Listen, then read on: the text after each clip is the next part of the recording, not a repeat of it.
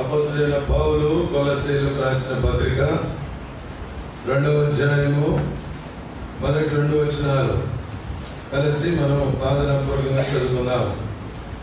మీ కొరకును లవదొకియ వారి కొరకును శరీరరీతిగా నా ముఖం చూడని వారందరి కొరకును నేను ఎంతగా పోరాడుతున్నానో మీరు తెలుసుకోగలుగుతున్నారు. వారు ప్రేమయందు అతకబడి సంపూర్ణ గ్రహింపు యొక్క సకలైశ్వర్యం కలిగిన వారై దేవుని మర్మమై ఉన్న క్రీస్తును స్పష్టంగా తెలుసుకున్న వారై తమ హృదయంలో ఆదరణ పొందవాలని వారందరి కొరకు పోరాడుతున్నాను. దయగల దేవుడు వాక్య భాగాల ద్వారా మనతో మాట్లాడును గాక. ప్రభు సహాయం కొరకై ప్రార్థన చేస్తున్నాను. దేవుల తండ్రి యేసు ప్రభు నామమున ఈ రాత్రి మీ ఇంట్లోకి మేము వచ్చినాం. మా హృదయాలు ఎరిగిన దేవుడు, మా అక్కర్లు ఎరిగిన దేవుడు ప్రభువా, యేసు క్రీస్తు ప్రభు అన్న బావి దగ్గరికి మేము వచ్చినాం.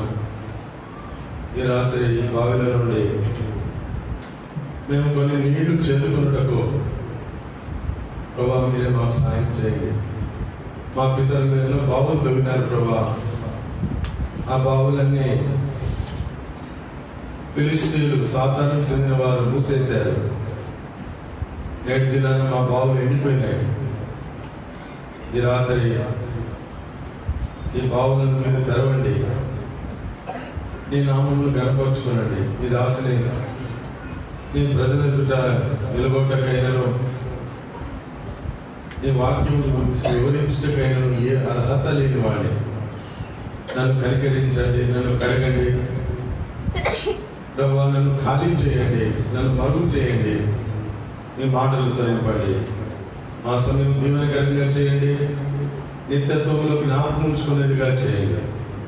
ప్రతి ఒక్కరు వారి భాగం సంపూర్ణంగా పొందగలిగినట్లు సహాయం చేయండి. నేను మమ్మల్ని అప్పగించుకుంటూ శత్రువు వారి క్రియలన్నింటినీ యేసుక్రీస్తు ప్రభు నామమున గద్దించి బంధిస్తూ కలువరి శిలువ రక్తధారణ క్రింది మనం తెచ్చుకుంటూ మమ్మల్ని మేము నీకు అప్పగించుకుంటూ యేసుక్రీస్తు ప్రభు నామమున స్తుతించి ప్రార్థించి వేడుచున్నాం తండ్రి.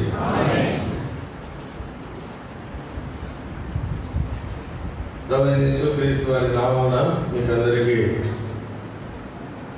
మరి ఒక పర్యాయము ప్రేమపూర్వకమైనటువంటి వందనాలు మీకు తెలియజేస్తూ ఉంటున్నారు. బెంగళూరులో హెబ్రోన్ మార్తహల్లి అన్నటువంటి ప్రదేశం నుండి అక్కడ ఉన్నటువంటి విశ్వాసులు మీకు అందరికీ శుభములు వారు తెలియజేస్తూ ఉంటున్నారు.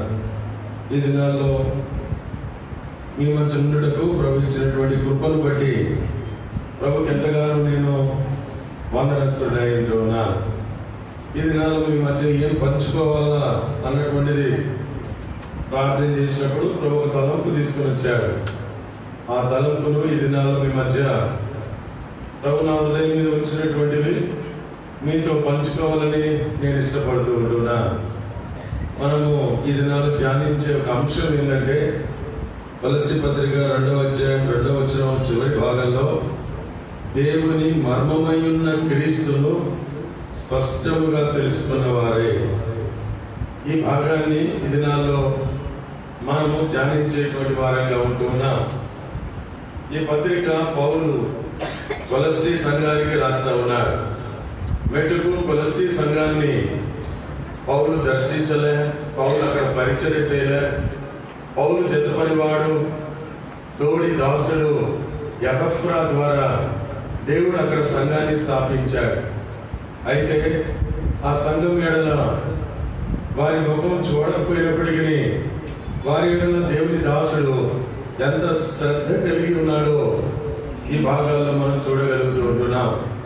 వారు క్రీస్తును, దేవుని మర్మమై ఉన్న క్రీస్తును వారు స్పష్టంగా తెలుసుకోవాలని వారి కొరకై పోరాడుతూ ఉంటామన్నారు. ఈ మొదటి 2 వచనాల్లో మనం చూసినట్లయితే 2 ప్రాముఖ్యమైనటువంటి విషయాలు మనం చూడగలుగుతాం. పౌలు విశ్వాసుల ఎడల ఆయన కలిగి ఉండేటువంటి ఒక కోరిక ఏంటంటే వారు తెలుసుకోవాలా. కాబట్టి పౌలు ఇంకా వారి ఎడల ఎలా ప్రయాసపడుతున్నాడంటే ఈ రెండు అద్భుతమైనటువంటి సత్యాలు. నా ఆత్మీయమైనటువంటి జీవితంలో నేను తెలుసుకొనుట అన్నటువంటిది చాలా ప్రాముఖ్యమైనటువంటి విషయం. పౌలు తన పత్రికలు రాస్తూ ఆయా చోట్ల ఈ మాటలు అంటాడు, ఈ సంగతులు మీకు తెలియకుండా మాకు ఇష్టం లేదు అంటే దాని అర్థమైంది, ఈ సంగతులు మీరు తెలుసుకోవాలా. చాలాసార్లు మన ఆత్మీయ క్రైస్తవ విశ్వాస జీవితాన్ని ఒక్కసారి చూసుకుంటే రక్షించబడినప్పటి నుంచి నేటి దినం వరకు క్రీస్తు ప్రభువును ఎంత తెలుసుకున్నా, క్రీస్తు ప్రభువుల గురించి నేను అడిగితే నువ్వు ఏం చెప్పగలుగుతావు? అనేక సార్లు నామక క్రైస్తవులాగా మన విశ్వాస జీవితాన్ని జీవిస్తూ ముందుకు సాగుతున్నాం, కానీ క్రీస్తును ఎరగనటువంటి వారు. పౌలు ఎఫెసీయులకు రాస్తూ ఒక మాట అంటాడు. ఏమంటాడంటే, మీరు ఒకవేళ ఇంకా ప్రాచీన స్వభావము, ప్రాచీన సంగతులు, ఆ యొక్క శరీర సంబంధమైనటువంటి విషయాల్లో ఒకవేళ మీరు ఇంకా ఉన్నట్లయితే మీరు క్రీస్తును నేర్చుకున్నవారు కారు. నేటి దినాన లోకం మనలో ప్రవేశించింది, శరీరం ప్రవేశించింది, అనేకమైనటువంటి మానవ సంబంధమైన మనలో ప్రవేశించాయి. క్రీస్తును ఎరుగుట, క్రీస్తును తెలుసుకున్నట అనేటువంటిది మన జీవితం నుంచి వెడలిపోయింది.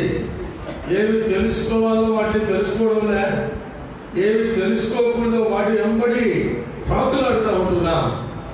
నేటి దినాన ప్రభు నిన్ను నన్ను మేలుకొలుపుతా ఉంటున్నాడు. ఈ రాత్రి చివరి ఈ పాట ద్వారా ప్రభు నన్ను ప్రోత్సహిస్తూ వచ్చాడు. నన్ను యేసు క్రీస్తు అన్నటువంటి బావి దగ్గరికి ఆయన తీసుకుని వచ్చాడు. యేసు క్రీస్తు అన్నటువంటి బావిలో సమృద్ధి అయిన నీరుంది, సమృద్ధి అయినటువంటి దేవుని వాక్యం అనే నీరుంది. నేను ఎంత చేరుకున్నాం, సంవత్సరాలు గడిచిపోయినాయి, ఏమన్నా మన హృదయంలో చేరుకున్నవి, మన హృదయంలో ఏదైనా నిల్వ చేయబడి ఉన్నాయా? అందుకొరకే యిర్మీయా ద్వారా దేవుడు ఇశ్రాయేలీయుల గురించి చెప్తున్నాడు, నా ప్రజలు 2 నేరములు చేసి ఉంటున్నారు. నా ప్రజలు 2 నేరం, జీవజలముల ఊటనైనా నన్ను విడిచారు. ఇంకోటి ఏం చేశారు, తమ కొరకు నీరు నిలువని తొట్లను తొలపించుకొని ఉన్నారు. దేవునికి వస్తున్నావు, వాక్యం వింటా ఉన్నావు, నీలోకి పోతుంది, నీలోకి వాక్యం వస్తుంది, కానీ నీ తొట్టి ఎలా ఉంది? నీరు నిలవలేనటువంటి తొట్టిగా ఉంది. క్రీస్తును తెలుసుకోలేనటువంటి తొట్టిగా ఉంది. క్రీస్తును ఎరగనటువంటి తొట్టిగా ఉంటుంది. అందుకే ప్రభు ఈ దినాల్లో మనల్ని మేలుకొల్పాలని ఇది తీసుకుని వచ్చాడు. పౌలు వాటి కొరకే ప్రయాసపడుతున్నాడు. మనం తెలుసుకోవలసినవి దేవుని వాక్యంలో చాలా ఉన్నాయి. మీరు ఎప్పుడైనా మీ సొంత సమయంలో బైబిల్ తీసుకొని తెలుసుకొనున్నట్లు అన్న విషయాలన్నీ మీరు కనుక వాటిని మీరు ధ్యానించినట్లయితే ఎన్ని విషయాలు దేవుని వాక్యంలో రాయబడి ఉన్నాయి. కీర్తన 103 యెహోవాయే దేవుడని తెలుసుకొనుడి. కీర్తన 34:8 యెహోవా ఉత్తముడని తెలుసుకొనుడి. కీర్తన 4:3 యెహోవా తన భక్తులను తన కొరకు ఏర్పరచుకొనుచున్నాడని తెలుసుకొనుడి. 100 ఉన్నాయి. ఈ తెలుసుకొనుడి అనే విషయంలో ఏమైనా తెలుసుకున్నావా? నువ్వు ఏం తెలుసుకోకుండా ఎక్కువ మాట్లాడేవాటావు, ఎక్కువ మాట్లాడేటువంటి వారిగా మనం ఉంటాం. Empty visions make much noise.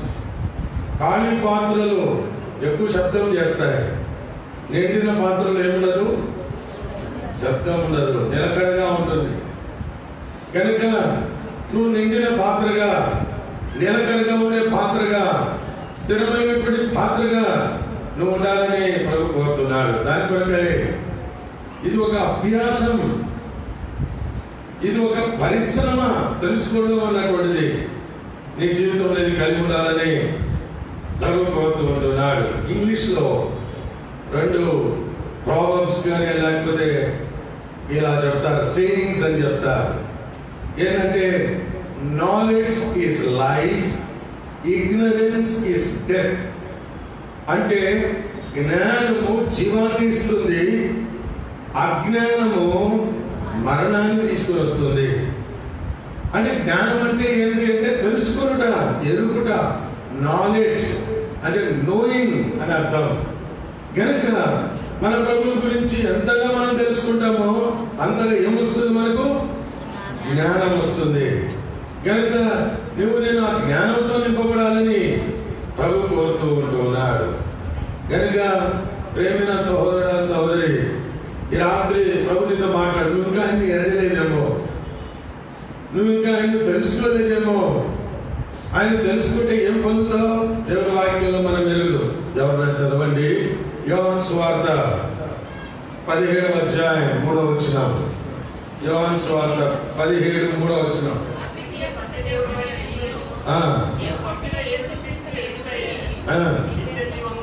అద్వితీయ సత్య దేవుడైన నిన్నును నీవు పంపిన యేసుక్రీస్తుని ఎరుగుటయే. కనుక knowing him is eternal life. ఆయనను ఎరుగుట నిత్య జీవం. సహోదరుడా సహోదరి, నిత్య జీవం పొందావా? ఈ రాత్రి యేసు ప్రభు వారి బావి దగ్గరికి వచ్చావు. ఆ బావిలో జీవ జలముల ఊట ఉంది. నీ జీవితాన్ని బ్రతికిస్తుంది. నీ జీవితంలో నుండి మరణాన్ని పారద్రోలుతుంది. ఆ నీళ్లు తీసుకో, యేసు ప్రభువును స్వీకరించు, ఆయనను ప్రేమించు, ఆయనను వెంబడించు. మనం వెలుగుదాం. సువార్తల్లో రాయబడింది, ఒక యవనస్తుడు, ఒక అధికారి ప్రభు దగ్గరికి ఒక ప్రశ్నతో వచ్చాడు. నిత్య జీవమునకు వారసునవుటకు నేను, తనలో ఏం ఆశ ఉందంటే నిత్య జీవం పొందాలని. ప్రభువును తెలుసుకున్నట్టే నిత్య జీవం.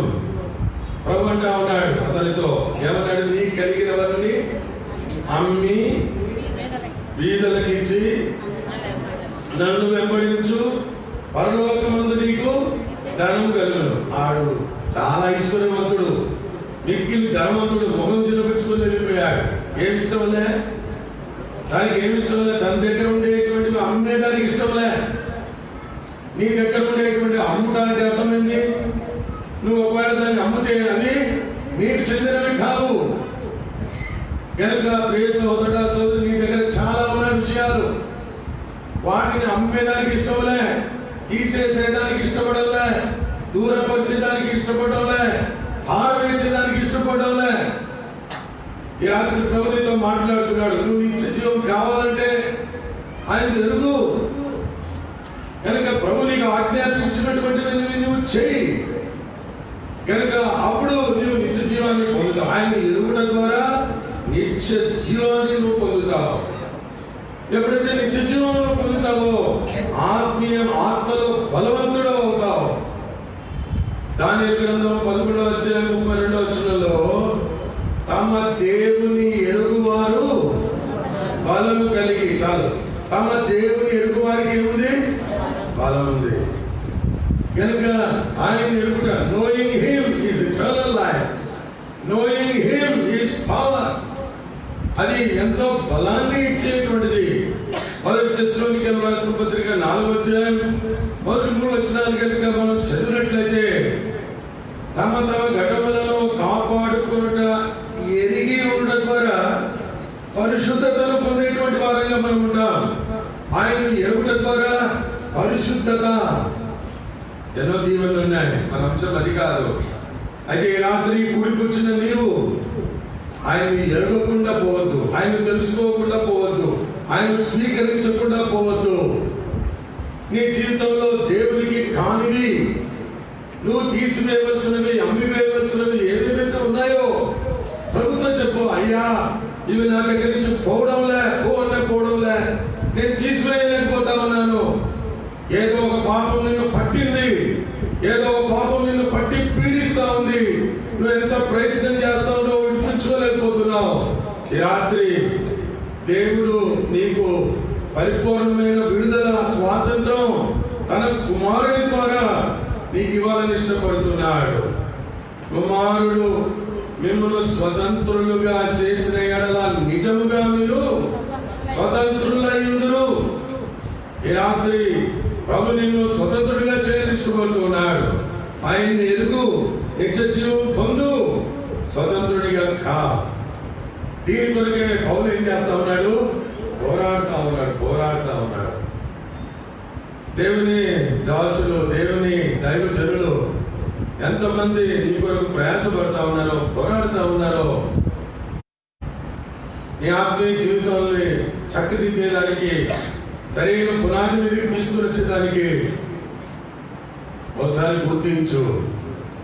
ప్రభుని ఎడల కలిగి ఉన్నటువంటి ప్రేమను ఒకసారి నువ్వు గుర్తించినట్లయితే ఆత్మీయమైనటువంటి మేలును నువ్వు ఎంతైనా పొందగలవు. పౌలు కేవలం వారు తెలుసుకోవాలని పత్రిక రాయడం మాత్రమే కాదు, కానీ వారి కొరకే ప్రార్థన చేస్తూ ఉంటున్నాడు. మీ సొంత సమయంలో ఎఫెసీ పత్రిక 1వ అధ్యాయం 17 నుండి 19, మన సమయం లేదు కాబట్టి చదవడం లేదు. ఎఫెసీ పత్రిక 1వ అధ్యాయం 17 నుంచి 19 వరకు చూస్తే కనుక పౌలు వారి కొరకే ప్రార్థన చేస్తా ఉన్నారు. తన్ను తెలుసుకొనుటయందు, అంటే ఎఫెసీలో ఉండే విశ్వాసులు యేసు ప్రభువును తెలుసుకోవాలని ఆయన యొక్క ఇష్టం. అక్కడ ఇంకా 3 విషయాలు ఉన్నాయి. ఆయన ఐశ్వర్యం ఎటువంటిదో, ఆయన పిలుపు వలన నిరీక్షణ ఎట్టిదో, ఆయన అపరిమితమైన శక్తి యొక్క మహత్యం ఎట్టిదో వారు తెలుసుకోవాలా. కనుక ఈ ఆత్మ సంబంధమైన విషయాలు ఏం తెలుసుకున్నాం అన్నటువంటిది రాత్రి మనకు ప్రశ్న. కనుక ప్రభుని అడుగుదాం, ప్రభా ప్రతిదినం ప్రభు దగ్గర కొంచెం తెలుసుకుందాం, నేర్చుకుందాం, వాటిని పాటిస్తాం, వాటిని అనుసరిద్దాం. అలాగే ఆత్మీయమైనటువంటి జీవితంలో మనం ముందుకు కొనసాగిపోదాం. కనుక ఇక మనం చూసినట్లయితే మనం ధ్యానించే అంశము దేవుని మర్మమై ఉన్న క్రీస్తు. దేవుని మర్మం ఎవరంట అండి? క్రీస్తు. మర్మం అంటే రహస్యం. ఏం రహస్యము? దాచబడిన రహస్యం. ఈ దాచబడినటువంటి రహస్యము భూలోకంలో చాలా ఉన్నాయి. వాటికి మర్మానికి తేడా ఏంటి? రహస్యం అనే చెప్పచ్చు కదా దీనికి. ఇది ఎలాంటిదంటే దాచబడినటువంటి మర్మము, లేకపోతే గుప్తమై ఉన్నటువంటి మర్మము దైవ ప్రత్యక్షత ద్వారా తెలియపరచబడుట. మానవుని ద్వారా, మానవుని జ్ఞానం ద్వారా ఇది ఏం తెలుసుకోలే. మానవుని జ్ఞానం ద్వారా ఒకవేళ మనం చదువుకుని ఉండవచ్చు, పండితులు కావచ్చు, గొప్ప మనము తెలివైనటువంటి వారు కావచ్చు, దాని ద్వారా మర్మాన్ని తెలుసుకోలేం.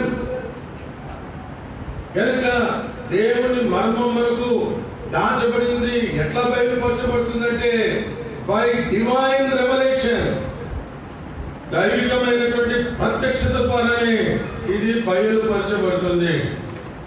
దేవుని దాసుడైనటువంటి పౌలుకు దేవుడు అనేకమైన ప్రత్యక్షతలు, అనేకమైన దర్శనాలు, అనేకమైనటువంటివి ఇచ్చాడు. వాటిలో ఒకటి ఏంటంటే క్రీస్తు ప్రభు. అందుకొరకే ఈ ఎఫెసీ పత్రిక మనం బాగా చదివితే ఇది క్రైస్ట్ సెంటర్డ్ ఎపిసల్, క్రీస్తును కేంద్రీకృతం చేసుకున్నటువంటి పత్రిక. బైబిల్లో 2 పత్రికలు ఉన్నాయి. ఆ 2 పత్రికల యొక్క సారాంశము ఏంటంటే, ఎఫెసీ పత్రిక అంతా మనకు బోధించే ఒక సత్యం ఏంటంటే క్రీస్తులో ఇన్ క్రైస్ట్. కొలస్సీ పత్రికలో వచ్చిన వల్ల ఆత్మీయ ఇంకొక స్థానం ఏంటది? క్రైస్ట్ ఇన్ యు, మీ అందున్న క్రీస్తు. అందుకొరకే మొట్టమొదటి పాట కూడా పాడాను. ఏం పాట? మహాసామర్థ్యము యేసు. అద్భుతమైనటువంటి పాట. దేవుని దాసుడు లాజర్స్ అయినప్పుడు రాశారండి. ఈ రాసి కంపోజ్ చేసినప్పుడు యువర్ ఆల్ దేర్, మేమందరం అక్కడ ఉంటూ వచ్చాం. దాని మీద దేవుని దాసుడు వాక్యం కూడా చెప్పాడు. ఏం చెప్పాడు? ఆ పాటలో ఉండేటువంటి 4 ప్రాముఖ్యమైనటువంటి విషయాలు. క్రీస్తు శిరస్సు 1:18, 1:27 కొలసి. క్రీస్తు మహిమా నిరీక్షణ కొలసి 3:4. క్రీస్తే జీవము, మనకు జీవమై ఉన్న క్రీస్తు కొలసి 3:11. క్రీస్తే సర్వమును అందరిలోనూ ఉన్నవాడు. Christ is the head, Christ is the hope of glory, Christ is life, and Christ is all in all. ఇది కొలస్సీ పత్రికలో రాయబడి. ఎందుకు రాసినాడు క్రీస్తుని గురించి అంటే, వాళ్ళు క్రీస్తునందు ఏం కావాలంట? సంపూర్ణులు కావాలా. అంటే క్రీస్తును పరిపూర్ణంగా నేర్చుకోవాలా, పరిపూర్ణంగా తెలుసుకోవాలా. అందుకొరికి మాట చదవండి. 2వ అధ్యాయం కొలస్సీ పత్రిక 2వ అధ్యాయం 9-10 వచనాలు. ఎవరైనా బిగ్గరగా ఒక్కటి చదవండి. దేవత్వం యొక్క సర్వ పరిపూర్ణత శరీరముగా క్రీస్తునందు నివసించుచున్నది, మరియు ఆయన యందు వీరులు సంపూర్ణులై ఉన్నారు. చాలు. కనుక దేవత్వం యొక్క, దైవత్వం యొక్క సర్వ పరిపూర్ణత శరీరాకారముగా క్రీస్తునందు నివసించుచున్నది. మీరును ఆయన యందు, ఎవరి యందు? క్రీస్తునందు. కనుక దేవుని మర్మము ఎవరంటే క్రీస్తు ప్రభు. కనుక ఆయన గురించి మనం సంపూర్ణమైనటువంటి ఎరుక, సంపూర్ణంగా తెలుసుకోవాలని స్పష్టముగా అంటాడు ఇక్కడ. స్పష్టంగా తెలుసుకోవాలని అన్నటువంటి మాటలు ఇక్కడ రాయబడతాయి. కాబట్టి దేవుని మర్మమై ఉన్న క్రీస్తు. దేవుని మర్మం ఎవరంటే క్రీస్తు. మరి క్రీస్తు ఎవరంటే క్రీస్తు ప్రభు వారు కూడా ఒక మర్మమే. రండి, ఎఫెసీయులకు రాసిన పత్రిక 3వ అధ్యాయం 3వ వచనం అందరం కలిసి చదువుతున్నామండి. ఎఫెసీ 3:3. ఎఫెసీ 3:3. ఎట్లనగా క్రీస్తు మర్మం దైవ దర్శనం వలన నాకు తెలియపరచబడిన సంగతిని గురించి మూర్ఖు సంక్షేమంగా రాస్తుంది. చాలు. కనుక క్రీస్తు మర్మము అని ఇక్కడ చెప్పబడ్డాడు. దేవుని మర్మము క్రీస్తు అయితే క్రీస్తు ప్రభువారు కూడా ఎవరంట? మర్మమే. క్రీస్తు ప్రభువారు కూడా దాచబడిన మర్మము. అందుకొరకే ఇదే అధ్యాయం ఎఫెసీ పత్రిక 3వ అధ్యాయంలో ఒక మాట రాయబడింది. 5వ వచనం.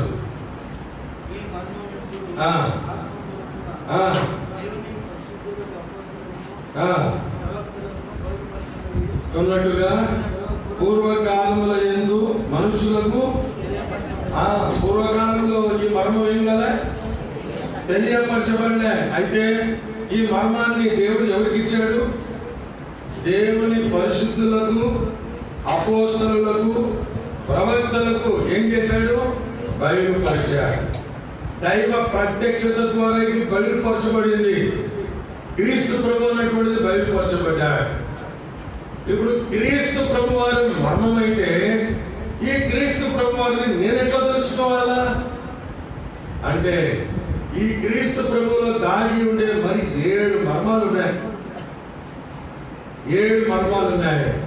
ఆ 7 మర్మాలు ప్రభు మనకు ఈ దినాల్లో ఏదైతే మనకు నేర్పిస్తాడో వాటిని గురించి నేర్చుకుందాం. అన్ని ఇప్పుడు చదవం కానీ ఒక మర్మం, క్రీస్తు మర్మం ఏంటిది అంటే ఆ మాట మనం నేర్చుకుందాం. ఇదే ఎఫెసీ పత్రిక 6వ అధ్యాయం అందరం కలిసి 19వ వచనం చదువుకుందాం. 6:19. మరియు నేను దేని నిమిత్తము రాయబారిని సంఖ్యలో ఉన్నానో ఆ సువార్త మర్మమును ధైర్యంగా తెలియజేయుటకు నేను మాటలాడను తెరిచినప్పుడు. చాలండి, ఏం రాయబడుతుంది? సువార్త మర్మం. క్రీస్తు ప్రభు యొక్క మర్మంలో మొట్టమొదటిది ఏంటంటే సువార్త మర్మం. సువార్త మర్మం తెలుసుకోకుండా క్రీస్తు ప్రభువును మనం ఎరగలేము. సువార్త మర్మం ఏంటి సువార్త మర్మం? ఎఫెసీ పత్రిక 3వ అధ్యాయం 6వ వచనం అందరూ కలిసి చదువుతున్నాం. ఎఫెసీ 3:6.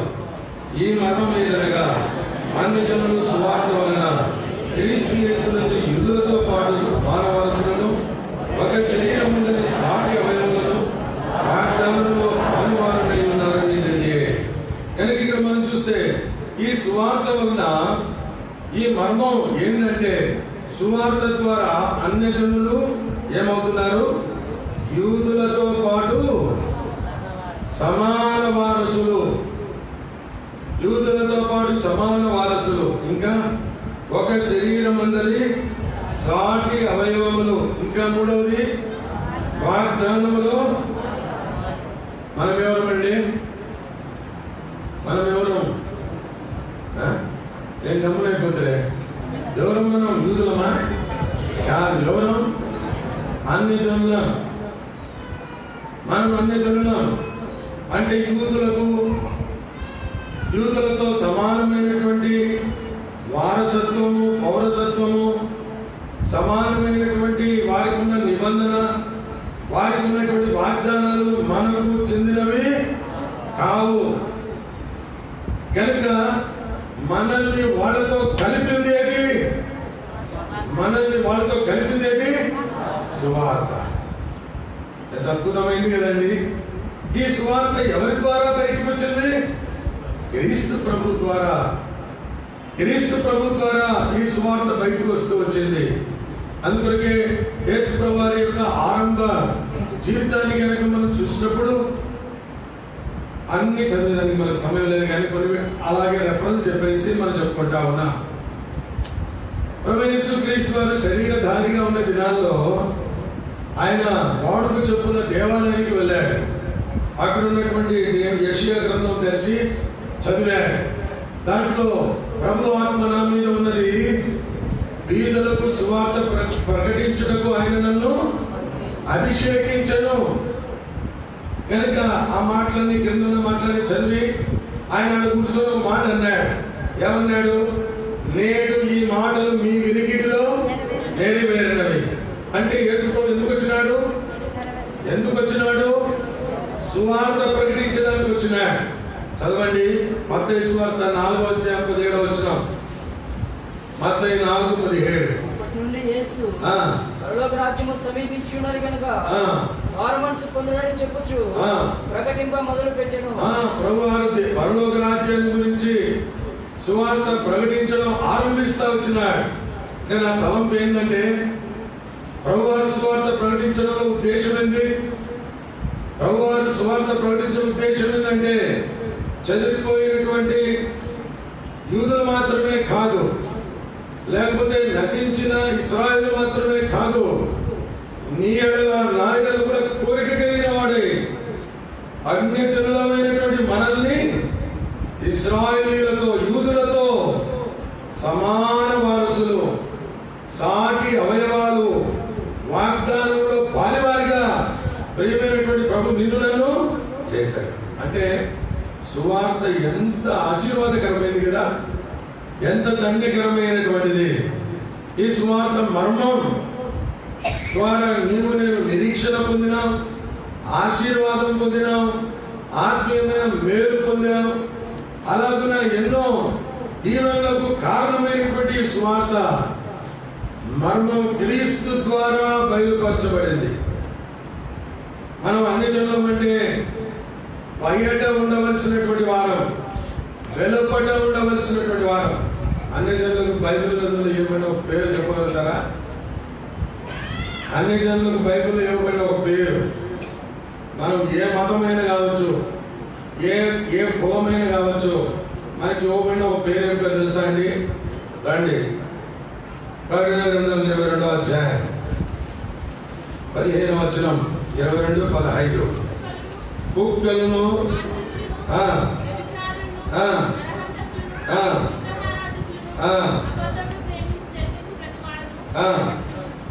ఒక లిస్ట్ ఉంది. లిస్ట్లో ఫస్ట్ పేరు ఎవరిది? ఎవరు కుక్కలంటే? ఎవరండి కుక్కలంటే? మనమే కుక్కలం. ఏం బ్రదర్ బెంగళూరు నుంచి మమ్మల్ని కుక్కలను కూర్చోడానికి వచ్చినావా? అవును, మనం ఏ జాతి వారమైనా సరే యూదులు కాక మరి ఏ జాతి వారైనా కుక్కలే వాక్యం చెప్తుంది. అందుకొరకే మనం ఎరుగుతాం కదా, మత్తయి సువార్త 15వ అధ్యాయంలో ఆ యొక్క కనాను స్త్రీ ప్రభు దగ్గరికి ప్రభు వెంబడిస్తూ వచ్చినప్పుడు ప్రభు అంటాడు, అమ్మా పిల్లల రొట్టె ముక్క తీసుకొని కుక్క పిల్లలు అంటే ఎవరు? కుక్క పిల్లలకు వేయుట యుక్తము కాదంటే ఆమె ఏమంటది? కనాను స్త్రీ నిజమే ప్రభువా అంటే అర్థమైంది. నిజమే ప్రభు అంటే ప్రభు నేను కుక్కను, నేను కుక్కతో సమానుని, నేను కుక్క పిల్లల వాడను నేను అంటూ ఇంకా ఏమంటుంది? ఎంత తగ్గించుకుంటుంది తెలుసా ఆమె? ఏమంటుంది? కుక్క పిల్లలు కూడా యజమానుని బల్ల మీద నుండి పడు రొట్టె ముక్కలకు ఆశపడరు కదా. అంటే కుక్క పిల్లలు ఎక్కడ ఉంటాయి? పళ్ళ పైన ఉంటాయా, పళ్ళ కింద ఉంటాయా అని. ఓ ప్రభువా, నేను నీతో కూర్చుండేదానికి కూడా అర్హురాలని కాదు, నేను కుక్క పిల్లను పళ్ళ మీద కాదు పళ్ళ కింద నేను ఆ రొట్టె ముక్కల కోసం ఆశపడేదాన్ని నేను. అంటే ఎందుకు మాట చెప్తున్నానంటే అన్ని జనులను దేవుడు యూదులతో సమాన వారసులుగా చేయాలి. ఒక మాట నాకు జ్ఞాపకం వస్తా ఉంది. దావీదు గొల్యాతుని ఎదుర్కొనేటప్పుడు పోయేటప్పుడు గొల్యాతు మాట అంటాడు. ఏమంటాడు? గాడ తీసుకొని వస్తాడు. ఏమి దావీదు చెప్పిన నువ్వు కుక్కవే రాని ఉండొచ్చు, నేను యూదుని, నువ్వు కుక్కవు అని దావీదు అని ఉండవచ్చు. అంటే ప్రేమైనటువంటి సహోదరుడా సహోదరి, మన ఏపాటి వారం ఎక్కడో అగ్నికి, పాతాళానికి, నరకానికి పాత్రలమైనటువంటి మనల్ని ఆ ప్రియమైనటువంటి ప్రభు ఈ లోకానికి తన ఒక్కడే ఉన్నటువంటి క్రీస్తు ప్రభును అభిషేకించి నీ నా రక్షణ కొరకై, నీ నా పాప క్షమాపణ కొరకై ఆయన ఈ లోకాన్ని పంపించాడు. ఆయన చేసినటువంటి గొప్ప బలియాగం, ఆయన మరణం, ఆయన భూస్థాపన, ఆయన పునరుద్ధానం నీకు నాకేమిచ్చింది? రక్షణ ఇచ్చింది, విడుదల ఇచ్చింది, సమాన వారసత్వం ఇచ్చింది. అలాగే వాగ్దానంలో పాలివారమవుతూ సాటి అవయవాన్ని చేపడుతూ వచ్చిన ఈ రాత్రి ఈ అనుభవం కలిగి ఉన్నావా? ఇక్కడికి వచ్చిన నీవు యేసు ప్రభుని ఎరిగినటువంటి కుమారుడిగా నువ్వు వెళ్ళాలని ప్రభు కోరుతా ఉన్నాడు. ఎట్లా పోకూడదు నువ్వు? చెప్పండి, ఇంతవరకు చెప్పుకున్న భాష ఆ మాట. కుక్కగా పోవద్దు నుంచి నువ్వు. అలా నువ్వు పోవడం దేవుడికి ఇష్టంలే. క్రీస్తు మరణం, సువార్త మరణం ద్వారా దేవుడిని బయలుపరుస్తూ ఉంటుండగా ఈ యొక్క ఉన్నతమైనటువంటి స్థానంలోనికి నువ్వు రావాలని ప్రభు నేను ఎంతగానో కోరుతా ఉంటున్నా. చాలాసార్లు మన జీవితంలో సరి అయినటువంటి రక్షణ పునాది అనుభవం మనకు లేదు. నిజంగా పాపాలు క్షమించబడినటువంటి అనుభవం లేదు. ఎవరైనా కొంతమంది అడిగితే అయ్యా నువ్వు రక్షించబడ్డావంటే, పాపాలు ఒప్పుకున్నావంటే ప్రతిదినం ఒప్పుకుంటాను బ్రదర్ అంటాడు. ప్రతిదినం ఒప్పుకునేది వేరే. నీ జీవితంలో ప్రభు నిన్ను దర్శించి, నిన్ను కనికరించి, నిన్ను క్షమించిన దినం అంటూ ఏదైనా ఒకటి ఉందా? ఇదే గడపలో బెర్షెబాలో 1979వ సంవత్సరం అక్టోబర్ మాసం 16వ తారీఖున BBS ఈవినింగ్ క్లాస్ జరుగుతూ ఉంది. ప్రేమైన అన్నా జార్జ్ అండి వాక్యం చెప్తూ ఉంది. వాక్యం చెప్తున్నప్పుడు ప్రభు నాతో మాట్లాడాడు. నేను పాపిని, నన్ను గుర్తింపజేస్తూ వచ్చాడు. నా జీవితాన్ని ప్రభుకు అర్పించుకున్నాను. ప్రభు నేను పాపిని, నన్ను నీ రక్తంతో కడుగు అని నా జీవితాన్ని ప్రభుకు అర్పించుకున్నప్పుడు వాక్యంలో నుండి 2 స్వరాలు నేను విన్నా. 2 స్వరాలు ఏంటిదంటే, కుమారుడా నీ పాపములు క్షమించబడి ఉన్నవి, మార్కు 2:5. అది నాకు పాపములు క్షమించబడి ఉన్నటువంటి నిశ్చయత నాకు కలుగుతూ వచ్చింది. అదేలాగా ఇంకొక స్వరం ఏంటంటే, నేనే నా చిత్తానుసారముగా నీ అతిక్రమములను తుడిచివేయుచున్నాను. నీ పాపమునికి ఎన్నటికీ నీ పాపమును క్షమించి ఉన్నా, నీ పాపములను నేను నీకు ఎన్నటికీ సన్ దై సిన్స్ ఆర్ ఫర్గివెన్. అంటే ప్రభు నన్ను ఏం చేశాడంటే తన వంశంలోకి చేర్చుకున్నాడు. నేను అక్కడ ఉన్నప్పుడు ఆయన వంశానికి చెందిన వాడిని కాదు. ప్రభు స్వరం నాకేమైందంటే, కుమారుడా నువ్వు నా కుమారుడు అయ్యావు, నువ్వు ఇంకా ఏమాత్రం కుక్కవు కాదు, నువ్వు ఇంకేమాత్రం అన్యుడవు కాదు, నువ్వు ఏమాత్రం వేరే జాతికి చెందిన వాడు కాదు, ఏర్పరచబడిన వంశంలోనికి వచ్చావు. నువ్వు ఈ రాత్రి వస్తావా? నువ్వు తలంపుని జ్ఞాపకం చేస్తూ ఉంటున్నాను.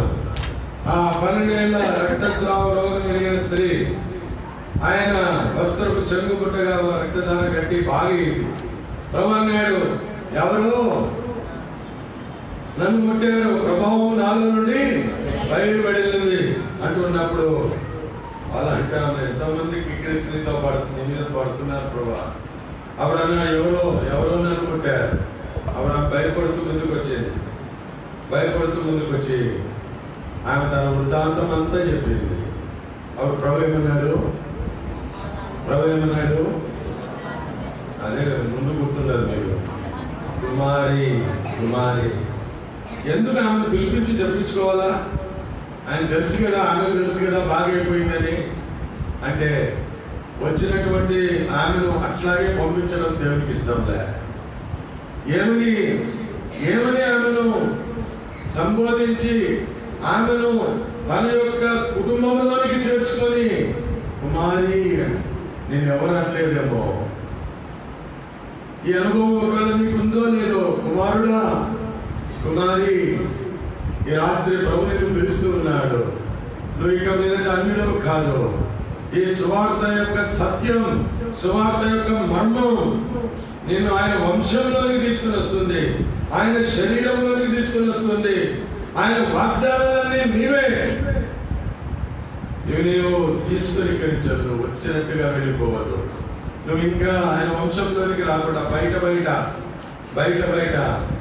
ఒకవేళ నువ్వు తిరుగుతూ ఉంటే బయటనే నీవు అటు ఇటు వెళ్ళిపోతూ ఏదో నేను కూడా పాడుతూ ఉన్నాను అందరితో కలిసి అని ఒకవేళ అనుకుంటూ గుడికి వచ్చాను వెళ్ళిపోతూ అంటే పోవద్దు.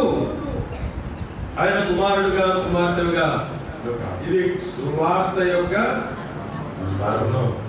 ఈ సువార్త మర్మం అనేది ఇట్స్ ఎ వాస్ట్ సబ్జెక్ట్. అయితే ఈ రాత్రి ఈ సువార్త అంటే ఏందో కొన్ని విషయాలు నేను మీతో చెప్పి ముగించేస్తాను. ఏంటిది సువార్త అన్నటువంటిది చెప్తానండి. మనందరం సువార్త ప్రకటిస్తాం కదా. ఇప్పుడు మీరు చెప్పాలి సువార్త అంటే ఏంటి? సు అంటే మంచి, వార్త అంటే సందేశం, మంచి సందేశం అట్లాంటిది కాదు. మీకు చెప్పం సువార్త అంటే చదవండి. కొరింథీయులకు రాసిన పత్రిక మనకందరికీ తెలుసు, 15వ అధ్యాయం 1 నుండి 3 వచనాలు. ఎవరైనా బిగ్గరగా త్వరగా చదవండి. నేను నీకు ప్రకటించిన సువార్తను మీరు దానిని అంగీకరించితిరి, దాని యందు నిలిచియున్నారు. మీ విశ్వాసము వ్యర్థమైనదైతే గాని నేను ఏ ఉపదేశ రూపమును సువార్త మీకు ప్రకటించితినో ఆ ఉపదేశమును మీరు గట్టిగా పట్టుకొని ఉన్న ఎడల ఆ సువార్త వలననే మీరు రక్షణ పొందిన వారయ్యుందురు. నాకు ఇవ్వబడిన ఉపదేశమును మొదట మీకు అప్పగించితిని. అదేమనగా లేఖనముల ప్రకారము క్రీస్తు మన పాపముల నిమిత్తము మృతి పొందెను, సమాధి చేయబడెను, లేఖనముల ప్రకారముగా 3వ దినమున లేపబడెను. ఇది basic fundamental in preaching the gospel. సువార్తను ప్రకటించడంలో ప్రాముఖ్యమైన ప్రథమమైనటువంటి మెట్టు ఇది సువార్త.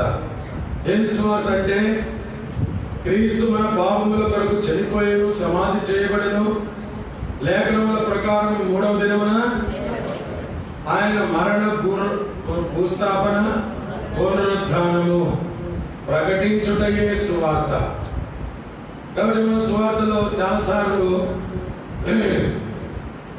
ఆయన యొక్క మరణాన్ని మాత్రమే అనేక సార్లు ప్రచురిస్తాం, కానీ చాలా సార్లు ఏం దాచిపెడతాం తెలుసా? ఆయన పునరుద్ధానాన్ని దాచిపెడతాం. కనుక ఆయన పునరుద్ధానం లేకుండా సువార్త సంపూర్ణం కాదు.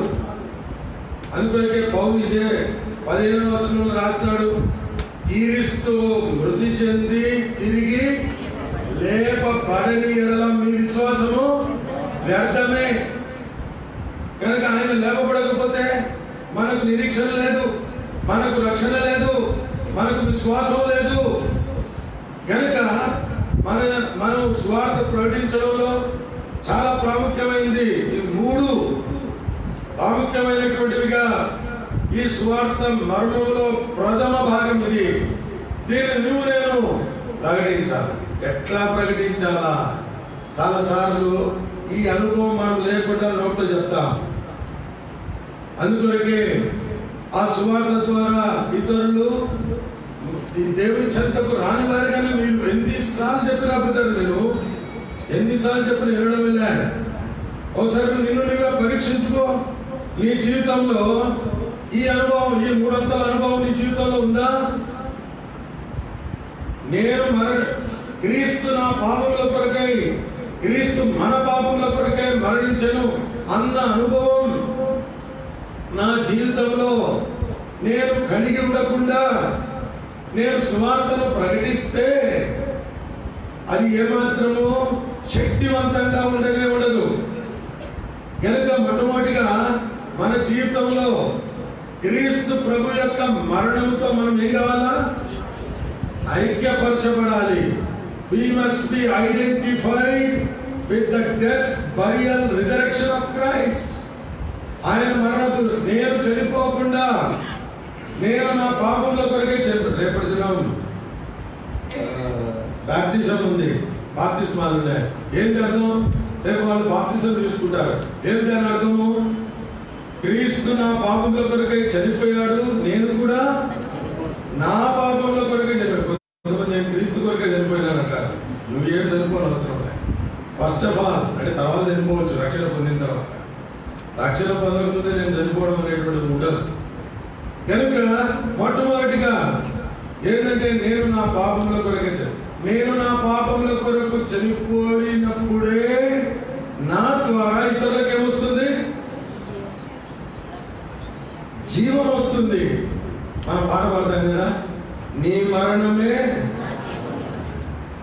కదా, పాటేమో బాగా పాడతారు. నీ మరణమే నా. మనలో మరణము సార్థకత కాదు. మనం చాలా వాటికి చచ్చిపోలే. ఇంకా 1 కొరింథీ 15:37 ప్రకారంగా పౌలు అంటాడు, నేను దినదినము దేనికి? తన స్వయానికి చనిపోతా ఉన్నాడు, శరీర ఇచ్చలకు చనిపోతా ఉన్నాడు, శరీర ఆశలకు చనిపోతున్నాడు, దురాశలకు చనిపోతా ఉన్నాడు, లోకానికి చనిపోతా ఉన్నాడు. ఇది నీ జీవితంలో నీ అనుభవం కాకపోతే ఇంకొకరి అనుభవం కాదు. మీకు అర్థమైన భాషలో ఒక మాట చెప్తా. దేవుని వాక్యము బాగా జాగ్రత్తగా వినండి ఈ మాట. దేవుని వాక్యము నాలో పనిచేయకుండా, దేవుని వాక్యము నాలో పనిచేయకుండా నా ద్వారా ఇంకొకరిలో పని చేయదు. If God's word doesn't work in me, it cannot work through me. నాలో పని చేయకుండా నేను ఇంకొకరికి బోధించిన వ్యర్థమే. రే సహోదరుడా, సహోదరి, ఏ వాటికి నువ్వు ఇంకా మరణించలేదో, ఏ వాటిని నువ్వు ఇంకా పాతి పెట్టలేదో. పాతి పెట్టుట అంటే అర్థమైంది? పాతి పెట్టుట అంటే అర్థమైంది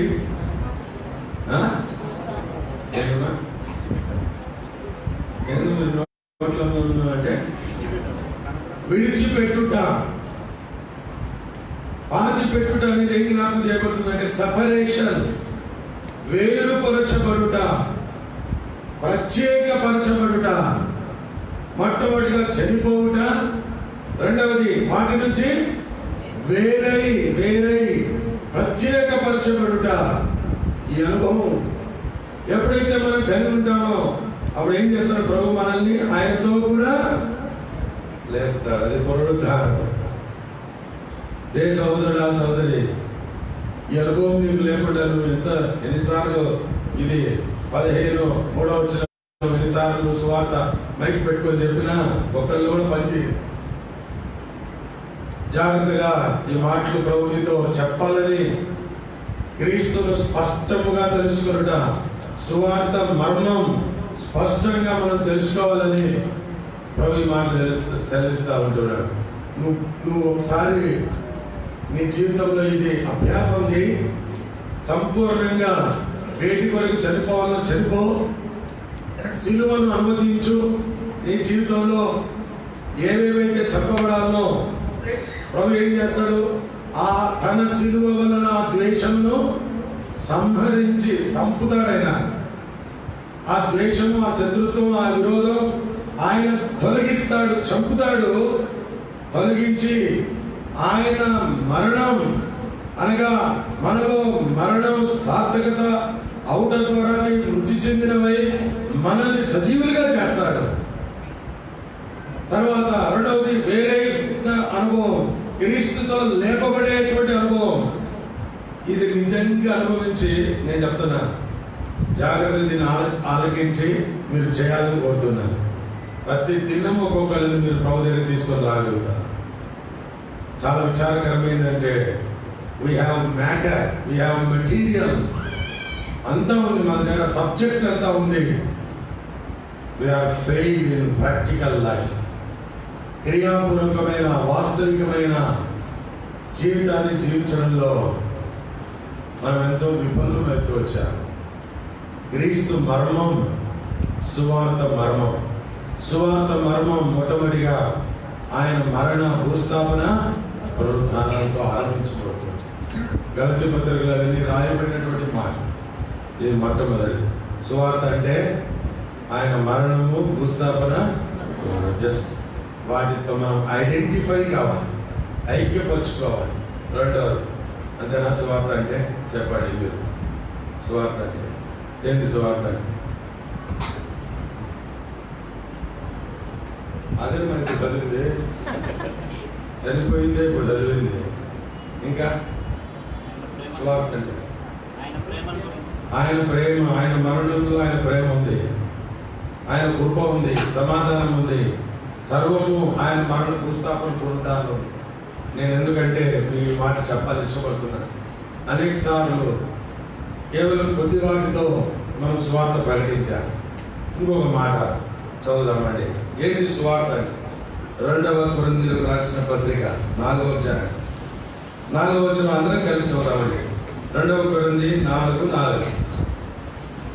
దేవుని స్వరూపి అయ్యున్న క్రీస్తు మహిమను కనుపరచు సువార్త ప్రకాశం వారికి ప్రకాశింపబడు నిమిత్తం ఈ యుగ సంబంధమైన దేవత అవిశ్వాసమైన వారి మనోనేత్రములకు విడితనము.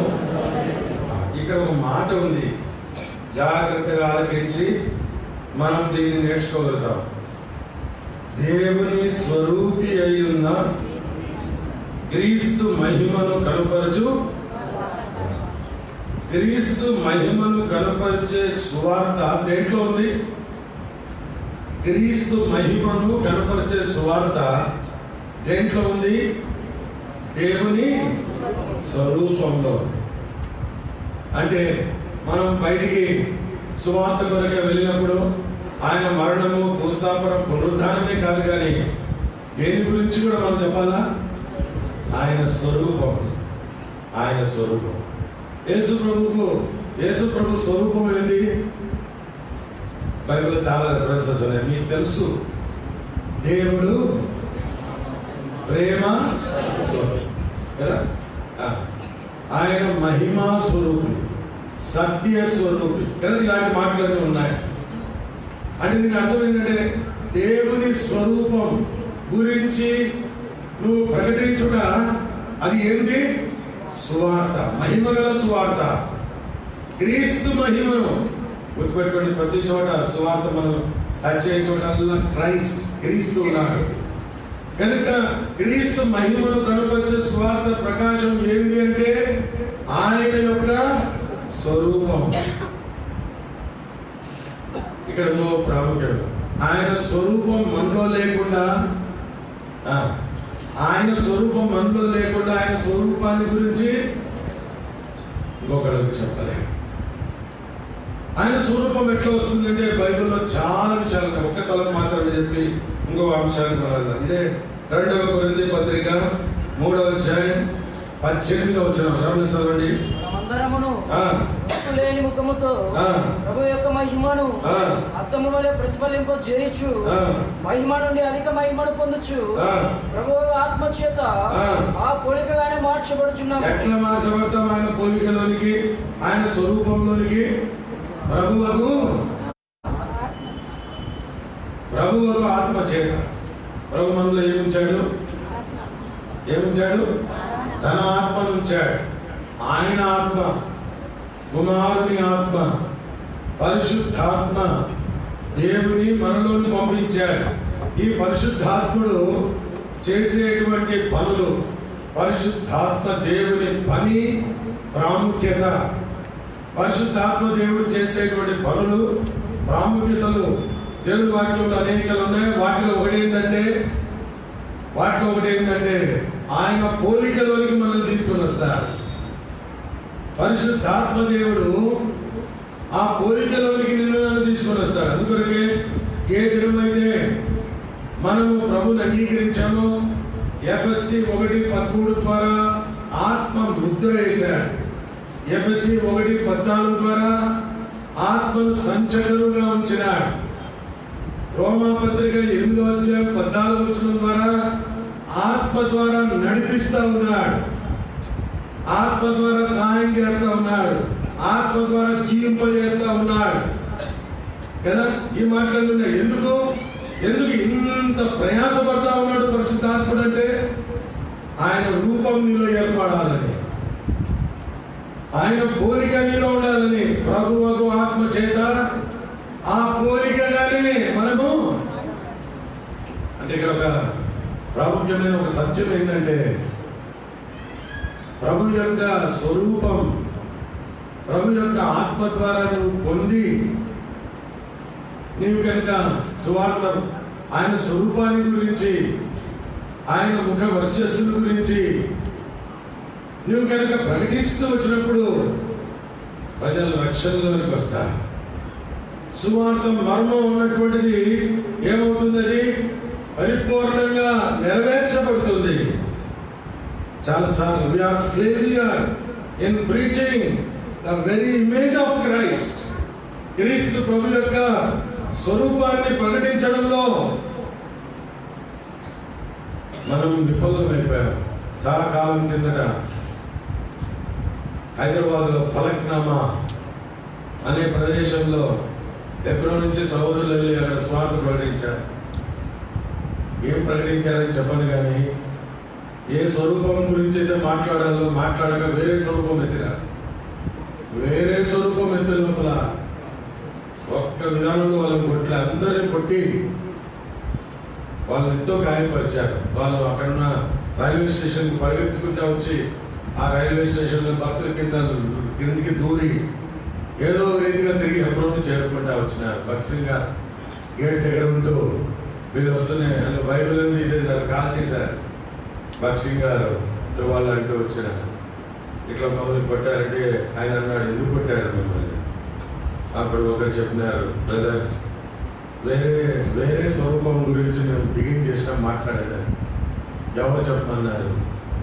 మనం బోధించేది యేసుప్రభుని గురించే కదా, వేరే వాటితో మనకి సంబంధం ఏంటి?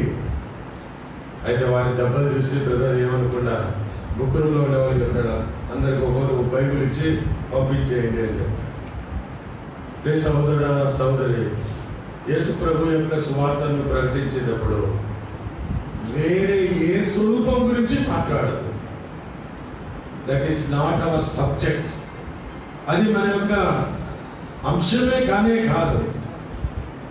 ఆయన స్వరూపం, పరిశుద్ధమైన ఆయన స్వరూపం, తగదగ మెలిసే ఆయన స్వరూపం, కృపతో కూడుకున్న ఆయన స్వరూపం, దాని గురించి నువ్వేం చేయి? బోధించు. అనేక సార్లు ఇది మనం ప్రకటించడంలో విఫలమైపోవచ్చు. అందుకనికే ప్రభు మనకు జ్ఞాపకం చేస్తూ ఉంటున్నారు, ఆయన మరణ భూస్థాపన పునరుద్ధానాలు. రెండవదిగా సువార్త అంటే ఆయన స్వరూపం గురించి ప్రకటించుట. అది సువార్తగా దేవుని మాట. ఇంకో మాట 1 కొరింథీయులకు రాసిన పత్రిక 1వ అధ్యాయం 17వ వచనం ఎవరైనా చదవ 17 ఎవరైనా చదవండి.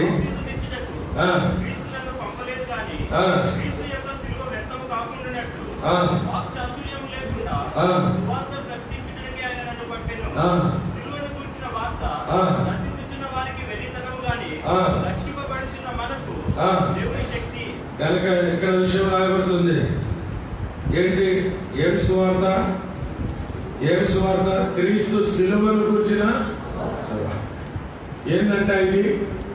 క్రీస్తు శిలువను గురించిన సువార్త ఏంటంట? నశించుచున్న వారికి వెలితనము, రక్షించబడుచున్న మనకు. అంటే శిలువను, ఈ సువార్త అన్నటువంటిది దేవుని సువార్తను ఎట్లా ప్రకటించాలంటే దేవుని శక్తితో ప్రకటించాలి. దేవుని శక్తితో, దేవుని యొక్క ఆత్మతో. మనం ఇదివరకు ముందు చూస్తూ వచ్చినాం. దేవుని ఆత్మతో, దేవుని జీవముతో ఎప్పుడైతే సువార్తను మనం ప్రకటిస్తామో ఆత్మలు రక్షించబడుతూ వస్తాయి. ఈ శక్తి ఎట్లా వస్తుంది? ఈ శక్తి ఎట్లా వస్తుంది? అపోస్తలుల కార్యముల గ్రంథం 1వ అధ్యాయం. అపోస్తలుల కార్యముల గ్రంథం 1వ అధ్యాయం 8వ వచనం చదవండి.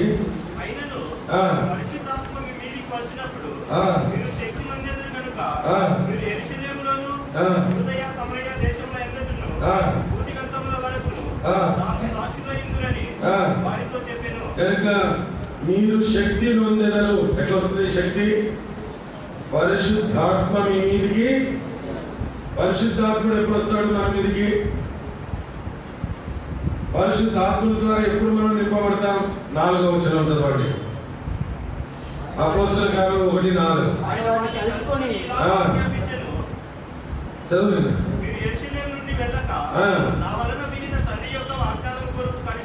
ఎట్లా వస్తుంది శక్తి? కనిపెట్టుట ద్వారా. ఈ శక్తిని మనం పొందేటువంటి వారంగా ఉంటాం. ప్రభు సన్నిధిలో కనిపెట్టకుండా దైవ శక్తిని పొందలేము. కనిపెట్టకుండా ఒకవేళ నువ్వు సువార్తను ప్రకటించినా ఆ సువార్త ప్రకటన ద్వారా ఏ ప్రయోజనం ఉండదు. చాలాసార్లు మనం ఇంటికి వచ్చిన సాక్ష్యం భక్సింగ్ గారి జీవితంలో ఉండి తాను రక్షించబడిన తర్వాత ప్రతి ఉదయం మొదలుకొని రాత్రి వరకు సువార్త ప్రకటిస్తూ వచ్చేవాడు. ఒక ఆత్మ కూడా రక్షించబడి అని చెప్పేవాడు. ఇలాగున ఈ అరచేతిలో నుండి ఇంతవరకు సువార్తలు ఇట్లా పెట్టుకునేవాడు. మన బైబిల్ బ్యాగులు లేవు. ఇలా పెట్టుకునేవాడు. వీధికి స్ట్రీట్లో ప్రతి ఒక్కొక్కరికి 4 గాస్పుల్స్, 4 సువార్తలు, 4 రంగుల్లో ఉండే సువార్తలు తీసుకుని వెళ్ళి మొత్తం మహమ్మదీయుడు రక్షించబడ్డాడు. ప్రియ సహోదరుడు, ఆ శక్తి లేకుండా, దేవుని నడిపింపు లేకుండా, దేవుని యొక్క కనిపెట్టకుండా, కావలసినంత సమయం కనిపెట్టకుండా ఒకవేళ నువ్వు నేను ప్రయాసపడితే ప్రభు నేను నన్ను మేలు కలుగుతా ఉన్నాను. క్రీస్తు మరణం, సువార్త మరణం శక్తితో కూడుకునే. నాకు ఎప్పుడు జ్ఞాపకం వస్తుంది, ఈ ధ్యానించినప్పుడు ఇదే చించోక్లో జరిగిన ఒక సంఘటన నేను మీతో చెప్పాలని ఇష్టపడుతున్నాను. లేదా అది 1976వ సంవత్సరం. ఈ ఏరియాలో ఉదయం 5:30 గంటలకు సువార్త ఉంటుంది అని చెప్పాను. సో ఉదయకాలం 5 గంటలకు లేసాము. మా అన్న నేను ఇద్దరం, జోబ్ సత్యరాజ్ ఆయన నేను ఇద్దరం ప్రే చేసుకున్నాము. సైకిల్లో ఇక్కడికి వచ్చినాం జనజం. ఇదంతా ఏమి అన్ని కప్ప చెట్లు ఉండేవి. అన్ని కప్ప చెట్లు, చిన్న చీకటి, ఎట్లా పోవాలా ఆశయం ఉంది. ప్రభా సువార్తలో ఇక్కడ మేము జాయిన్ కావాలా అని ఆశ ఉన్నప్పుడు వల్ల మేము చాలా ఎంతసేపు ఉండి ఎక్కడ పాట శబ్దం కూడా రాలే. ఏ వైపుకు వెళ్ళాలా అనేది మాకు తెలియదు. అప్పుడు ఇద్దరం అక్కడ మళ్ళీ మేము ప్రార్థన చేసాము. ప్రభా మేము స్వార్థలో పాటించేదానికి బ్రదర్స్తో కలుసుకునేదానికి వచ్చినాం, మాకు సహాయం చేయండి. ఇద్దరు మేము ప్రార్థించగా మీరు నమ్ముతారో నమ్మరో మా తలల మీదుగా ఇదే చిరుచౌకలో మా తలల మీద ఒక నక్షత్రం పోతా ఉంది. ఆ నక్షత్రం పోతున్నప్పుడు మా అన్న నేను అనుకున్నాం, అది ఏదో నక్షత్రం పోతానే ఆ దిశగా వెళ్దాం పదాలి. ఇద్దరం ఆ దిశగా వెళ్తే నమ్ముతారో ఆ నక్షత్రం ఏ దిశకు పోయిందో ఒక 5-10 నిమిషాలకు అబ్రాహాం జోసెఫ్ అంకుల్ అక్కడ పొలవకు దావని వేసుకొచ్చి అంటారు. అక్కడే మీరు కలుసు. అంటే నేను ఎందుకు చెప్తున్నానంటే గాస్పెల్ ఇస్ పవర్. దేవుడు సువార్త ప్రకటించేదాని కొరకై సార్వత్రికాన్ని కూడా విశ్వాన్ని కూడా కదిలిస్తాడు. అంత శక్తివంతమైన దేవుడు. నేను దీని గురించి ఎన్ని ఎగ్జాంపుల్స్ అయినా నేను మీతో పంచుకోగలను. నా వ్యక్తిగత జీవితంలో సువార్త యొక్క శక్తి ఎంత గొప్పదో నేను మీకు వివరించగలను. అయితే ప్రభు మనకు అందరికి బోధించేది ఏంటంటే ఈ సువార్తను నువ్వు నేను ప్రకటించాలా. ఈ భారం నీ మీద నా మీద మోపబడి ఉంది కనుక దీన్ని ఏదో ఆశామాషిగా చులకనగా ఇప్పుడు ఏమొచ్చినాయి ఇప్పుడు పుస్తకాలు వచ్చినాయి అన్ని భాషల్లో, అదేదో చదివేసేస్తావు. నేనేమంటున్నానంటే దేవుని వాక్యాన్ని రుచించు, అనుభవించు, బోధించు. అనుభవించకుండా బోధించకుండా ఏమీ జరగదు. యోబు స్నేహితులు మొదట 3 వచ్చారు, తర్వాత ఇంకొకడు వచ్చాడు. ఎన్నెన్నో గొప్ప గొప్ప మాటలు మాట్లాడుతూ ఉన్నారు, కానీ ఒక్క మెసేజ్ లో ఏం లేదు, ఎక్స్పీరియన్స్ లేదు, అనుభవం లేదు. కనుక ఈ శక్తిని అనుభవించి మనం స్వార్థ పరిచర్య చేసినప్పుడు ప్రభు శక్తివంతంగా ఆత్మలను రక్షిస్తారు. 3 నేర్చుకున్నారు. ఏంటివి? సువార్త అంటే ఏంటి?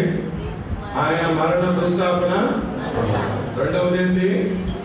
ఆయన స్వరూపం. మూడవది ఏంటి? దేవుని శక్తి. ఇంకో మాట, రోమీయులకు రాసిన పత్రిక 10వ అధ్యాయం. రోమీయులకు రాసిన పత్రిక 10వ అధ్యాయం 15వ వచనం చదవండి. పంపబడని ఎడల ఉత్తమమైన వాటిని గురించిన సువార్త ప్రకటించు వారి పాదములు ఎంతో సుందరమైనవి అని రాయబడి ఉన్నది. కనుక ఇక్కడ ఒక మాట రాయబడింది. ఏంది సువార్త అంటే? ఏంది? దాని ముందు ఉంది ఒక మాట, ఉత్తమమైన వాటిని కూర్చిన సువార్త. సువార్త అంటే ఏంది? ఉత్తమమైనటువంటివి. ఉత్తమము అంటే మంచివి. అందుకొరకే మనం వెళ్తుంది కదా, ఎందుకు ఉత్తమమైన వాటిని ప్రకటించాలా సువార్తలు అంటే? సువార్త యొక్క మూలం ఉత్తముడు. ఎవరు ఉత్తముడు? ఎవరు? యేసుక్రీస్తు ప్రభువారు. కాబట్టి ఆయన ఉత్తముడు, ఆయన మంచివాడు, ఆయన దయాళుడు.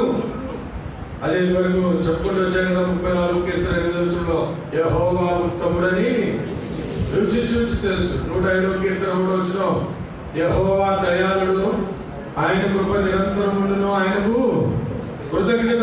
తెలుగులో దయాళుడు అండి, ఇంగ్లీష్ లో the Lord is good. The Lord is good. యెహోవా ఉత్తముడు. ఆ ఉత్తముడైనటువంటి దేవుని రుచించకుండా, ఉత్తమమైన వాటితో నింపబడకుండా మన జీవితంలో మనకు ఉత్తమమైనటువంటి వాటిని ఏవి కూడా మనం ఏం చేయలేము, బోధించలేము, ప్రకటించలేము. అన్నిటికంటే ఉత్తమమైనది ఏంటండి? అన్నిటికంటే ఉత్తమమైనది which is the best or which is the good? అన్నిటికంటే ఉత్తమమైనది రక్షణ, రక్షకుడు, రక్షణ. ఇది అన్నింటికంటే ఉత్తమం. కాబట్టి ఉత్తమమైనటువంటివి దేవుని వాక్యంలో దేవుడు తన ప్రజలకు అనుగ్రహించేటువంటి వాడు. ఒక మాట చదువుదామండి. 85వ కీర్తన.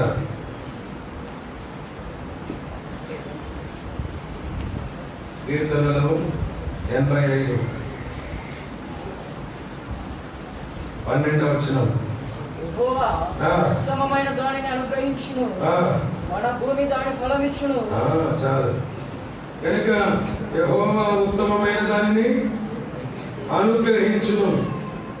దేవుడు ఉత్తమమైన. ఎందుకు ఈ మాటల జ్ఞాపకం వచ్చిందంటే, గత రాత్రి దగ్గర 10 గంటల పైగా ఒక కుటుంబం వచ్చింది. ఓ కుటుంబం వస్తే ఆ బిడ్డ, వాళ్ళ కుటుంబంలో వాళ్ళ బిడ్డ పుట్టుక దినం జస్ట్ ఈ మాట నేను షేర్ చేసుకుంటూ వచ్చిన. యెహోవా ఉత్తమమైన దానిని, కాబట్టి ఉత్తమమైనటువంటి బైబిల్లో ఉండేటువంటివన్నీ చెప్తూ ఆ బిడ్డని అడిగిన. 6వ తరగతి చదువుతుంది, 6th స్టాండర్డ్ చదువుతుంది ఆ బిడ్డ. ఆ బిడ్డని అడుగుతూ వచ్చినాను, యేసు ప్రభు అన్న ఉత్తమమైనటువంటి దేవుని స్వీకరించావా? ఆ బిడ్డ అనేది లేదు, స్వీకరించలేదు. సువార్త చెప్పారు.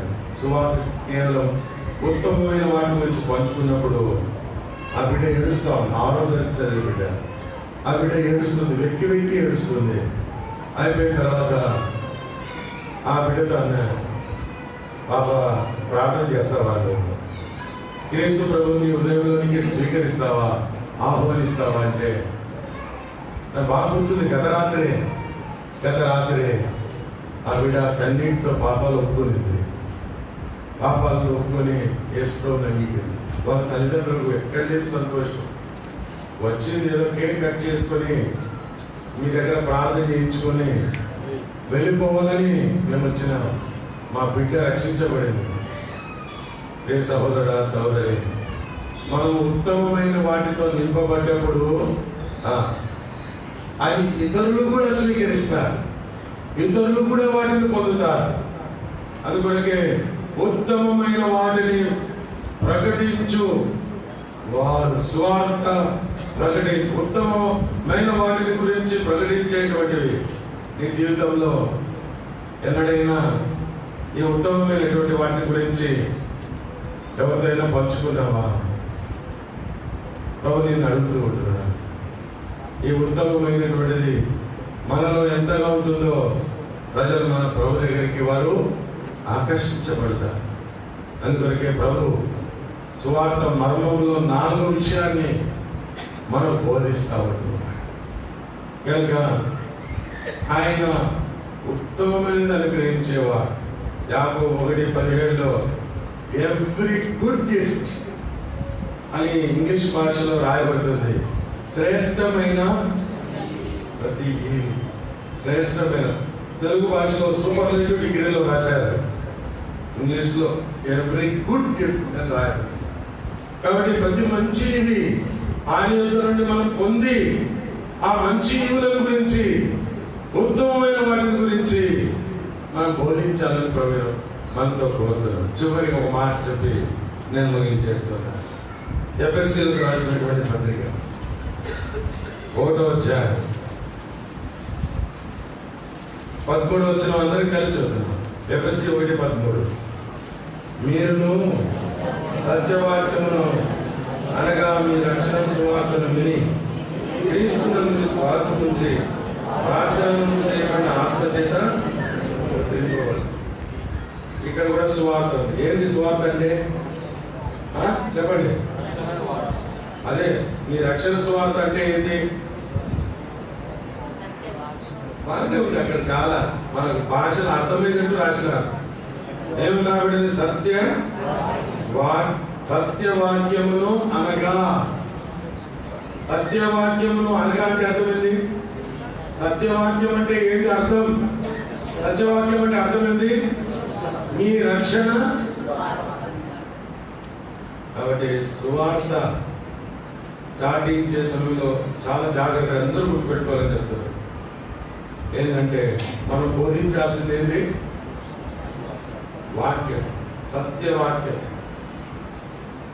ఇంకా వేరేది ఏది నువ్వు కోట్ చేసినా, నేను బేతల్లో ఉండేటప్పుడు, సేవకులుగా ఉండేటప్పుడు ఒక దినము స్వార్థ తిరుగుతాను. ఆ వేదాల్లో, ఆ ఉపనిషత్తుల్లో ఉండే అన్ని మాట్లాడుతూ ఉన్నాడు ఒక బ్రదర్. నేను వైపుగా వెళ్తూ నేను గమనిస్తూ ఉండేటప్పుడు ఇద్దరు మాట్లాడుకుంటా ఉన్నారు. ఇద్దరు చూడండి వాళ్ళు మనవన్నీ చెప్తా ఉన్నారు, మనవన్నీ వాళ్ళు చెప్తా ఉన్నారు. అంటే మందే కదా శ్రేష్టము. సహోదరుడా, ఎప్పుడు ఈ వాక్యంలో ఎంతో శక్తి ఉంది, వేరే దేంట్లో లేదు. ఈ వాక్యం ఎంతో శక్తి ఉంది. మీరు చెప్పగలరా? ఇది సత్యవాక్యం ఎవరినైనా పనిచేస్తుంది, ఎవరి ఉదయానైనా పగలగొడుతుంది, ఎవరినైనా విరగొడుతుంది, ఎవరినైనా మెడ వంచిన స్వభావం నుండి సరైనటువంటి దారిలోకి తీసుకొని వస్తుంది. ఓ మాట, పెంతెకొస్తు దినాన పేతురు నిలబడి ఏం చెప్పినాడండి? ఏమైనా ఎగ్జాంపుల్స్ అని చెప్పినాడా? ఏమైనా ఇన్స్పిరేషన్స్ చెప్పినాడా? యోవేలు గ్రంథము, కీర్తనల గ్రంథము, అక్కడ ఉండే వాక్యాలు చెప్పాడు. మీరు ఈ యేసును సిలువ వేసిన దేవుడు ఆయన లేకపోతే తిరిగి మేము మరణము ఆయనను బంధించి ఉండుట అసాధ్యం. దేవుడు మరణ వేదనని లేపాడు, అతని శరీరం ఫుల్ పట్టనీయలేదు. కీర్తన గ్రంథంలో ఆ గ్రంథం చెప్పాడు. ఎంతమంది రక్షించబడ్డారు? 3000 మంది. ఏ ఒక దేశానికి లేదా చిన్న చౌకలోనే ఒకటి కాదు, 18 దేశాల నుంచి వచ్చిన వారు ఇక్కడ ఉన్నారు. అద్భుతమైనటువంటి వాక్యం ఇది. ఈ వాక్యం కాకుండా ఏది చెప్పొద్దు సువార్తలో. ఈ మాటలు మీ హృదయం మీద రాసుకోండి. మన మాటలు ఏమి పనిచేయవు, దేవుని మాటలే, దేవుని వాక్యమే పనిచేస్తుంది. సువార్త అంటే సత్యవాక్యం. దీన్నే నీవు నేను మొట్టమొదటిగా కలిగి ఉండాలి, అనుభవించాలా, నింపబడి ఉండాలా. దేవుడు ఏది తెరవమంటే దాన్ని మనం తెలుస్తూ రావాలి. ఆ వచనాన్ని, ఆ వాక్యాన్ని. ఇది ప్రభు మనకు జ్ఞాపకం చేస్తా ఉంటున్నాడు. సహోదరుడా, సహోదరి, 5 విషయాలు నేర్చుకున్నాను సువార్త అంటే. చెప్పగలుగుతారా? ఏంటండి సువార్త అంటే? మొట్టమొదటిగా ఆయన మరణము, భూస్థాపన, తర్వాత దేవుని స్వరూపం, తర్వాత దేవుని శక్తి, తర్వాత ఉత్తమమైనటువంటి, తర్వాత సత్యవాక్యం. This is gospel. This is the mystery of gospel. ఇది సువార్త మర్మం. ఇది మనం ప్రకటించినప్పుడు, అనుభవపూర్వకంగా ప్రకటించినప్పుడు,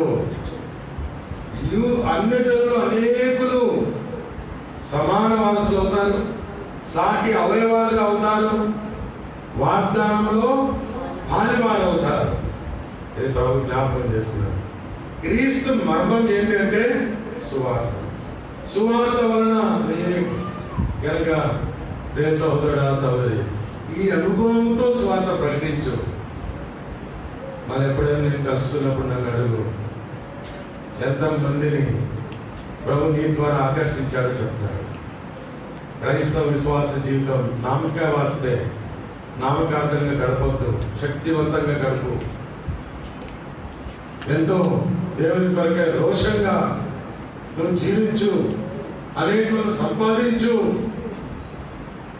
ఈ శక్తి నీలో నుండి ఆ ప్రభావం విడుదల కానివ్వు.